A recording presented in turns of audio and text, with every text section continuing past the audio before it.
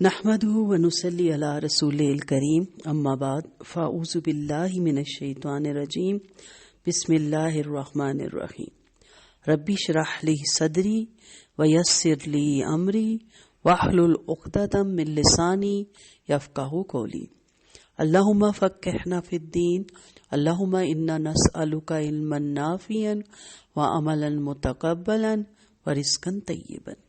جی ہمارا لیکچر آداب زندگی کا صحت کے آداب چل رہے تھے۔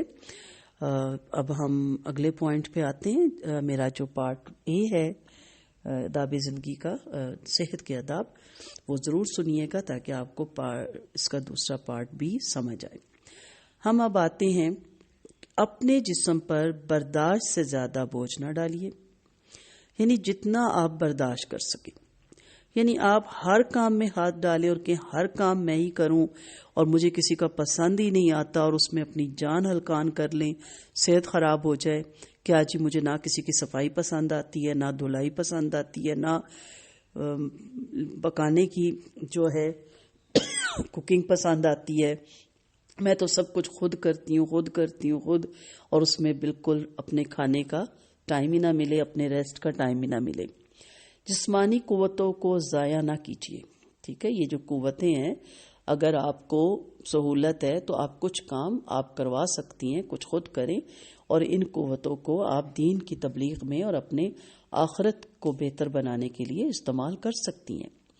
جسمانی قوتوں کا یہ حق ہے کہ ان کی حفاظت کی جائے اور ان کی برداشت کے مطابق اعتدال کے ساتھ کام لیا جائے۔ اکثر لوگ تھک جاتے ہیں، ہلکان ہو جاتے ہیں، بیمار ہو جاتے ہیں، گھروں کا کام کر کے یا پھر ایکسٹرا کام اپنے ذمہ لے کے۔ تو ٹائم ٹیبل بنائیں، میرا وہ شروع کے اگر لیکچر کسی نے سنے ہو اسے منظم کریں۔ اگر آپ کو دل چاہتا ہے ہر کام خود کرنے کا تو اس کو پھر ڈیوائڈ کریں، کچھ دنوں پہ، کچھ ہفتوں میں، کچھ مہینے رکھ لیں اور کچھ دن کے حساب سے رکھ لیں تاکہ آپ صحت مند رہیں۔ حضرت عائشہ رضی اللہ عنہا فرماتی ہے کہ نبی کریم صلی اللہ علیہ وسلم کا ارشاد ہے، اتنا ہی عمل کرو جتنا کر سکنے کی تمہارے اندر طاقت ہو، اس لیے کہ اللہ نہیں اکتاتا یہاں تک کہ خود تم ہی اکتا جاتے ہو۔ بخاری کی روایت ہے۔ یہ جو لائے گئے تھے، یہ حدیث کے خاص طور پہ دینی اعمال کے لیے بھی ہے، نوافل کے لیے بھی ہے، روزوں کے لیے بھی ہے اور دنیاوی اعمال کے لیے بھی ہے کہ ہم عبادت کرتے ہیں اور ہمارا دل چاہتا ہے بہت زیادہ کریں، تو کثرت میں نہ جائیں، اس کی کوالٹی اچھی ہو، اس کو خشوع خضوع سے کریں اور ایسا عمل کریں جو آپ روزانہ کر سکیں اور تا حیات کر سکیں۔ ایک دفعہ ہم جوش میں آ کے بہت کچھ کرتے ہیں اور پھر اس کے بعد آہستہ آہستہ ہم تھکنا شروع ہو جاتے ہیں اور اس سے اکتانا بھی شروع کر دیتے ہیں، اور نہ بھی اکتائیں تو آہستہ آہستہ ہماری جسم ہمارا ساتھ نہیں دیتا۔ حضرت ابو قیس رضی اللہ عنہ فرماتے ہیں کہ وہ نبی کریم صلی اللہ علیہ وسلم کی خدمت میں ایسے وقت حاضر ہوئے جبکہ نبی کریم صلی اللہ علیہ وسلم خطبہ دے رہے تھے۔ حضرت قیس رضی اللہ عنہ دھوپ میں کھڑے ہو گئے، نبی کریم صلی اللہ علیہ وسلم نے حکم دیا تو وہ سائے کی طرف ہٹ گئی، یعنی وہ جلدی وہیں کھڑے ہو گئے کہ کوئی لفظ میرے سننے سے نہ رہ جائے یا میں ادھر ادھر ہو کے باقیوں کو پریشان نہ کروں، تو وہ فوراً دھوپ ہی میں وہیں کھڑے ہو گئے۔ تو آپ صلی اللہ علیہ وسلم نے اشارہ کیا کہ نہیں، وہاں سے ہٹو، یعنی یہ بھی مسلسل دھوپ میں کھڑے رہیں گے تو اس سے وہ بیمار ہونے کا ان کو خطرہ ہے۔ قبیلہ باہلا کی خاتون آپ صلی اللہ علیہ وسلم کی خدمت میں دین کا علم حاصل کرنے کے لیے کچھ لوگ گئے۔ وہ بیان کرتی ہیں کہ ایک بار میرے ابا دین کی کچھ باتیں معلوم کر کے گھر واپس آ گئے۔ وہ کہتی ہیں پھر 1 سال کے بعد دوبارہ آپ کی خدمت میں حاضر ہوئے تو آپ صلی اللہ علیہ وسلم انہیں نہ پہچان سکے۔ انہوں نے پوچھا یا رسول اللہ صلی اللہ علیہ وسلم، کیا آپ نے مجھے پہچانا نہیں؟ آپ نے فرمایا نہیں، میں نے تو تمہیں نہیں پہچانا، اپنا تعارف کرواؤ۔ انہوں نے کہا میں قبیلہ باہلا کا ایک فرد ہوں، پچھلے سال بھی آپ کی خدمت میں حاضر ہوا تھا۔ تو آپ صلی اللہ علیہ وسلم نے فرمایا یہ تمہاری حالت کیا ہو رہی ہے؟ پچھلے سال جب آئے تھے تب تو تمہاری شکل و صورت اور حالت بڑی اچھی تھی۔ انہوں نے بتایا کہ جب سے میں آپ کے پاس سے گیا ہوں اس وقت سے برابر روزے رکھ رہا ہوں، صرف رات کو کھانا کھاتا ہوں۔ آپ نے فرمایا تم نے خواہ مخواہ اپنے آپ کو عذاب میں ڈالا اور اپنی صحت برباد کر ڈالی۔ پھر آپ نے ہدایت فرمائی کہ رمضان میں مہینے بھر کے روزے رکھو اور اس کے علاوہ ہر مہینے 1 روزہ رکھ لیا کرو۔ پھر اسی طرح انہوں نے کہا ضرور کچھ اور اضافہ فرمائیے۔ آپ نے فرمایا اچھا ہر سال محرم مہینوں میں روزے رکھو اور چھوڑ دو، ایسے ہی ہر سال کرو۔ یہ ارشاد فرماتے ہوئے آپ صلی اللہ علیہ وسلم نے اپنی تینوں انگلیوں سے اشارہ فرمایا اور ان کو ملایا اور پھر چھوڑ دیا. اس سے یہ بتانا مقصود تھا کہ رجب، شوال، ذوالقعدہ اور ذوالحج میں روزے رکھا کرو اور کسی سال ناغر بھی کر دیا کرو. اور نبی کریم صلی اللہ علیہ وسلم کا ارشاد ہے مومن کے لیے مناسب نہیں ہے کہ وہ اپنے آپ کو ذلیل کرے. لوگوں نے پوچھا مومن بھلا کیسے اپنے آپ کو ذلیل کرتا ہے؟ ارشاد فرمایا اپنے آپ کو ناقابل برداشت آزمائش میں ڈال دیتا ہے. یہ ترمذی کی روایت ہے. اب آپ یہاں دیکھ رہے ہیں کہ کتنا قابل غور نقطہ ہے کہ مومن اپنے آپ کو ذلیل نہ کرے، یعنی عبادت بھی اس حد تک کرے کہ جس سے خشوع خضوع قائم رہے اور اس کی صحت بھی ٹھیک رہے، تاکہ وہ تا حیات جب تک کہ فرشتہ اجل نہ آ جائے عبادت کر سکے. اور ایسا حلیہ بنا لینا عبادت میں یا دنیا کے کاموں میں کہ صحت برباد ہو جائے اور وہ پہچانا بھی نہ جائے. اکثر لوگ آپ دیکھیں کچھ سالوں کے بعد ملتے ہیں تو انسان پہچانتا ہی نہیں، اور جب وہ کہتے ہیں کہ ہم فلاں ہیں تو انسان کہتا ہے بھی آپ کو کیا ہو گیا، آپ کی تو حالت دیکھنے والی نہیں، آپ بیمار تو نہیں؟ تو کہتے نہیں بیمار بھی نہیں. لیکن اپنا آپ اس قدر انہوں نے چھوڑ دیا ہوتا ہے، اس قدر مشقت میں زندگی گزاری ہوتی ہے کہ ان کے رنگ روپ ختم ہو جاتی ہے. تو آپ صلی اللہ علیہ وسلم کا فرمان ہے کہ اپنے آپ کو ناقابل برداشت آزمائش میں مت ڈالیں. پھر اگلا پوائنٹ ہے ہمیشہ سخت کوشی، جفا کشی، محنت، مشقت اور بہادری کی زندگی گزاریے. تھوڑی گزاریے، اچھی گزاریے.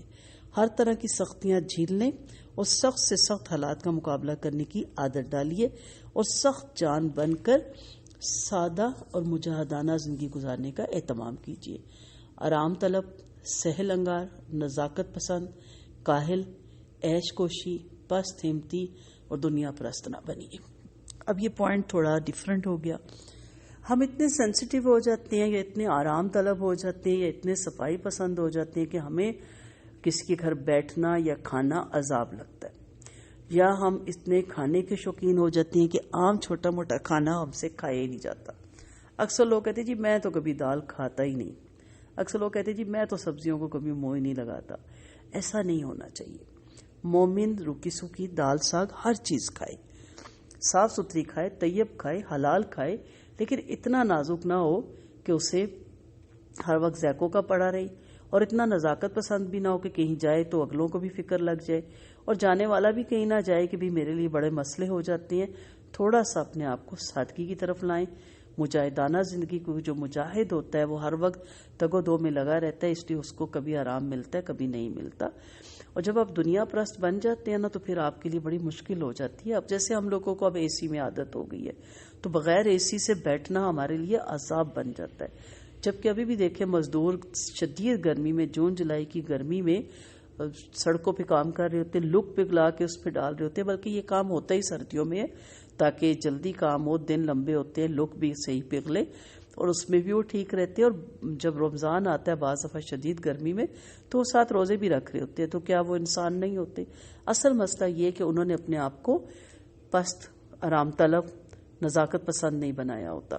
تو آپ کتنا بھی اللہ نے آپ کو نوازا ہے، اللہ بہت نوازے، لیکن اپنے اندر تھوڑی سی یہ ایک لفظ یوز کروں گی، نخرے والی عادتیں چھوڑے اور تھوڑا سا اپنے آپ کو مجاہدانہ زندگی کی طرف لائیں. نبی کریم صلی اللہ علیہ وسلم جب حضرت معاذ بن جبل رضی اللہ عنہ کو یمن کا گورنر بنا کر بھیجنے لگے تو ہدایت فرمائی کہ معاذ اپنے آپ کو عیش کوشی سے بچائے رکھنا، اس لیے کہ اللہ کے بندے عیش کوشی نہیں ہوتے. یعنی عیش و پرستی میں نہ وقت گزارنا کہ میرے ارد گرد بس لوازمات ہوں اور ہر چیز مجھے پراپر ملے اور وقت میں ملے اور بڑے سلیقے سے ملے اور بڑے طریقے سے. طریقے ضرور سیکھیں، لیکن جب آپ کہیں جائیں تو دوسروں کو اس مشکل میں نہ ڈالیں کہ اگلے آپ کے آنے سے تنگی ہو جائے. نبی کریم صلی اللہ علیہ وسلم ہمیشہ سادہ اور مجاہدانہ زندگی گزارتے تھے اور ہمیشہ اپنی مجاہدانہ قوت کو محفوظ رکھنے اور بڑھانے کی کوشش کرتے تھے. آپ تیرنے سے بھی دلچسپی رکھتے تھے، اس لیے کہ تیرنے سے جسم کی بہترین ورزش ہوتی ہے. ایک بار ایک تالاب میں آپ اور آپ کے چند صحابی تیر رہے تھے. آپ نے تیرنے والوں میں سے ہر ایک کی جوڑی مقرر فرمائی کہ ہر آدمی اپنے جوڑ کی طرف تیر کر پہنچے. چنانچہ آپ کے ساتھی حضرت ابوبکر قرار پائے، آپ تیرتے ہوئے ان تک پہنچے اور جا کر ان کی گردن پکڑ لی.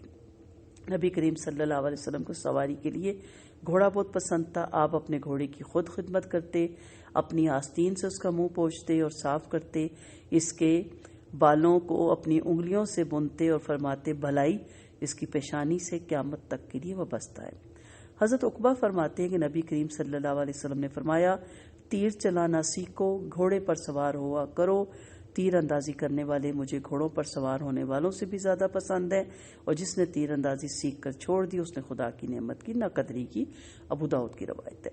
یہ ساری حدیثیں کوٹ کرنے کا مقصد کیا ہے کہ کچھ سیکھیں، کچھ ایسے کام کریں جو آپ کو سٹرونگ کرے، مضبوط کرے۔ آپ کو نہیں ضرورت، لیکن اس لیے سیکھیں تاکہ وہ دین کی خدمت کے لیے، اس امت کی خدمت کے لیے اور انسانیت کی خدمت کے کام آئے۔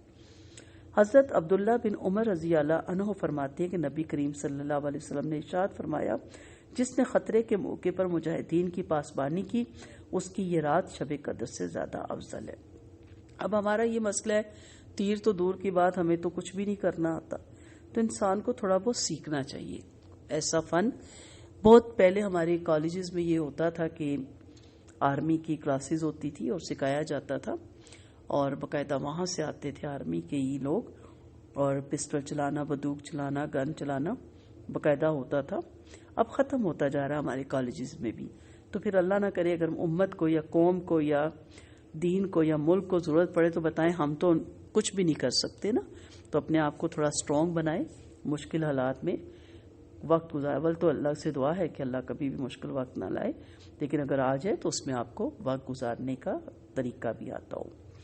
نبی کریم صلی اللہ علیہ وسلم نے صحابہ کرام کو خطاب کرتے ہوئے فرمایا، میری امت پر وہ وقت آنے والا ہے جب دوسری قومیں اس پر اس طرح ٹوٹ پڑیں گی جس طرح کھانے والے دسترخوان پر ٹوٹ پڑتے ہیں۔ تو کسی نے پوچھا، یا رسول اللہ، کیا اس زمانے میں ہماری تعداد اتنی کم ہو جائے گی کہ ہمیں نگل لینے کے لیے قومیں متحد ہو کر ہم پر ٹوٹ پڑیں گے؟ ارشاد فرمایا، نہیں، اس وقت تمہاری تعداد کم نہ ہوگی بلکہ بہت بڑی تعداد میں تم ہوگے، البتہ تم سیلاب میں بہنے والے تنکوں کی طرح بے وزن ہو جاؤ گے۔ تمہارے دشمنوں کے دلوں سے تمہارا رعب نکل جائے گا اور تمہارے دلوں میں پست ہمتی گھر کر لے گی۔ اس پر ایک آدمی نے پوچھا، یا رسول اللہ صلی اللہ علیہ وسلم، یہ پست ہمتی کس وجہ سے آ جائے گی؟ آپ صلی اللہ علیہ وسلم نے فرمایا، اس وجہ سے کہ تم دنیا سے محبت اور موت سے نفرت کرنے لگو گے۔ کیا آپ کو ان حدیثوں سے یہ نہیں لگتا کہ ہم اس قدر آرام طلب ہو گئے ہیں اور اس قدر ہم دنیا سے محبت کرنے لگ گئے ہیں کہ ہمیں پتہ ہی نہیں کہ ہم دین سے کس قدر دور ہو گئے ہیں؟ اب آپ دیکھیں کہ صبح اٹھ کے رات تک ہمارا کیا ہوتا ہے، کیا پکانا ہے، کیا کھانا ہے، کیا بنانا ہے، ٹھیک ہے، پھر شام کی چائے کے ساتھ کیا چلے گا، اور رول بنا کے رکھے تو پکوڑے بنا کے رکھے تو سموسے بنا کے رکھے، فار ایور ہر وقت ہم خواتین یہی کرتی رہتی ہیں، اور مرنا تو کوئی بھی نہیں چاہتا، دنیا سے بہت زیادہ محبت ہے۔ مرنے کی چاہت نہ کریں، وہ تو وقت پہ آ ہی جائے گی، مرنے کے بعد والے اعمال کریں، اور وہ تھوڑا سا آپ کو پتہ ہے کہ جنت تو پھر مشقت کے اندر گھیر رکھی ہے نبی کریم صلی اللہ علیہ وسلم کی حدیث کے مفہوم کے مطابق۔ تو جب آپ اتنے نرم مزاج ہو جائیں، اتنے نازک ہو جائیں اور آپ بس دنیا کے ہو کے رہ جائیں، تو پھر آپ دیکھیں کہ پھر کتنی زندگی مشکل ہو جائے گی۔ حضرت ابو ہریرہ رضی اللہ عنہ کا بیان ہے کہ نبی کریم صلی اللہ علیہ وسلم نے فرمایا، بہترین زندگی اس شخص کی ہے جو اپنے گھوڑے کی باگیں پکڑے ہوئے اللہ کی راہ میں اس کو اڑاتا پھرتا ہے، جہاں کسی خطرے کی خبر سنی گھوڑے کی پیٹھ پر بیٹھ کے دوڑ گیا، قتل اور موت سے ایسا بے خوف ہے گویا اس کی تلاش میں ہے۔ مسلم کی روایت ہے۔ ہم اس حدیث کو سامنے رکھ کے یہ کہہ سکتے ہیں کہ ہم اپنی صحت کا اتنا خیال رکھیں، صحت مند رہیں، اور تھوڑا سا جفا کش ہوں، محنت کش ہوں، اے سی کے آگے بیٹھنے کی عادت کم رکھیں۔ اب سردیاں آ رہی ہیں، ہر وقت ہیٹر کے اندر ہی نہ بیٹھے رہیں۔ اب جو کام کرنے والے لوگ ہیں وہ ڈسکس بھی نہیں کرتے کہ ہائے سردی، ہائے گرمی، اور جو فارغ ہیں وہ ہر وقت یہی کرتے رہتے ہیں، میں تو باہر نکل ہی نہیں سکتی، اتنی سخت سردی ہے، اتنی سردی ہے، گرمیوں میں میں تو نکل ہی نہیں سکتی، اتنی گرمی ہے۔ جو نکل رہے ہیں وہ بھی تو انسان ہے نا، لیکن وہ سخت جان ہے۔ تو اپنے آپ کو اتنا سٹرونگ بنائیں کہ ہر حالات میں آپ اس کا مقابلہ کر سکیں۔ خواتین بھی سخت کوشش اور محنت مشقت کی زندگی گزاریں، گھر کا کام کاج اپنے ہاتھوں سے کریں، چلنے پھرنے اور تکلیف برداشت کرنے کی عادت ڈالیے، آرام طلبی، سستی اور عیش کوشی سے پرہیز کیجیے، اور اولاد کو بھی شروع سے سخت کوش، جفا کش اور سخت جان بنانے کی کوشش کریں۔ گھر میں ملازم ہو، اللہ آپ کو بہت دے، دولت ہے، تب بھی کچھ کام جو ہے وہ بچوں کو عادت ڈالیں کہ اپنے ہاتھ سے کریں، صحابیہ عورتیں اپنے گھروں کا کام اپنے ہاتھ سے کرتی تھی، باورچی خانے کا کام خود کرتی، چکی پیستی، پانی بھر کر لاتی، کپڑے دھوتی، سینے پرونے کا کام کرتی اور محنت مشقت کی زندگی گزارتی، اور ضرورت پڑنے پر میدان جنگ میں زخموں کی مرہم پٹی کرنے اور پانی پلانے کا نظام بھی سنبھالتی۔ ہمارے یہاں جب زلزلہ آیا تھا تو اس وقت میں نے کچھ کام سیکھے تھے، مریض کو اٹھا کے کیسے بٹھانا ہے، ہم لوگ تو گھسیٹ کے اس کا حشر کر دیتے ہیں، اور کس طرح مرہم پٹی کرنی ہے اور کس طرح صفائی کرنی ہے، تو وہ مجھے آج بھی فائدہ دیتا ہے کہ اگر فیملی میں کسی کو ضرورت پڑتی ہے تو میں کہتی ہوں میں خود کر لوں گی، آپ لوگ مجھے آتا ہے یہ۔ اور کسی جگہ جاؤں تو میں کہتی ہوں آپ کو پیشنٹ سے فالج ہے تو اس کو ایسے نہ گھسیٹیے گا، یہ طریقہ ہے اس کو اٹھانے کا، تو اس میں بہت کچھ سیکھا۔ تو ہمیں سیکھ لینا چاہیے، کوئی فرق نہیں پڑتا، ہمیں ضرورت نہیں ہے تو ہم اگر نرسنگ کا کورس کر لیں یا تھوڑا بہت اس پہ ہی سیکھ لیں، آج کل تو گوگل میں بھی سب کچھ ہوتا ہے، تھوڑا بہت ریسرچ کرتے رہے تو بہتر ہوتا ہے۔ تو اس سے سب سے بڑی چیز کیا ہوتی ہے کہ انسان کی صحت بنی رہتی ہے، اخلاق بھی صحت مند رہتے ہیں، اور بچوں پر بھی اس کے اچھے اثرات پڑتے ہیں۔ اسلام کی نظر میں پسندیدہ بیوی بھی وہی ہے جو گھر کے کام کاج میں مصروف رہتی ہے، اور جو شب روز اس طرح اپنے گھریلو ذمہ داریوں میں لگی ہو کہ اس کے چہرے سے محنت کی تھکان بھی نمایاں رہے اور باورچی خانے کی سیاہی اور دھواں بھی ظاہر ہو رہا ہو۔ نبی کریم صلی اللہ علیہ وسلم کا ارشاد ہے، میں اور ملگچے گالوں والی عورت، یعنی جس کے اوپر کام کر کر کے سیاہی لگ جاتی ہے، قیامت کے دن اس طرح ہوں گے کہ آپ صلی اللہ علیہ وسلم نے شہادت کی انگلی اور بیچ کی انگلی کو ملاتے ہوئے بتایا۔